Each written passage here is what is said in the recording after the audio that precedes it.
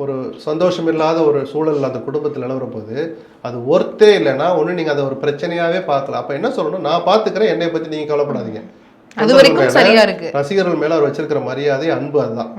நான் பார்த்துக்கிறேன், எனக்காக நீங்கள் ஹர்ட் ஆகாதீங்க, அதை பார்த்தா எனக்கு ஹர்ட் ஆகுதுன்னாரு. அதுவும் கூட ஒரு பாண்டிங்னு எடுத்துக்குவேன். இது ஒர்த்தே இல்லைன்னு முடிச்சார்ல, அந்த முடிக்கிற வார்த்தை தான் திமிர்னு அர்த்தம். தமிழ் கலாச்சாரத்துக்கு ஒவ்வாத வார்த்தை. விஜயினுடைய இந்த அடையாளத்தையும் மக்கள் புரிஞ்சுக்கணும். அவரை கண்மூடித்தனமாக ஆதரிக்கிற இளம் பெண்கள் முதல்ல சுய பரிசோதனை செய்யும். நீங்க கல்யாணம் ஆகி போற போதுதான் கல்யாண வாழ்க்கைன்னா என்ன, அதனுடைய கமிட்மெண்ட் என்ன, ரெஸ்பான்சிபிலிட்டி என்ன, அக்கௌண்டபிலிட்டி என்னன்னு உங்களுக்கு புரியும். இப்போ நல்லா கைதட்டு சங்கீதா போனா நான் இருக்கிறேங்கிற ஒரு பொண்ணு என்ன சொல்லுவீங்க? சமுதாயம் எங்கே போகுது? அவருடைய அர்த்தம் தெரியுமா? அந்த பொண்ணுக்கு செருப்படுத்து அடிச்சிருக்க வேண்டாமா அவங்க அம்மா? இந்நேரம் அந்த ரீல் நம்ம இந்நேரம் பார்த்துருக்க வேண்டாமா? தங்கச்சிங்கவா அப்படி சொல்லாத.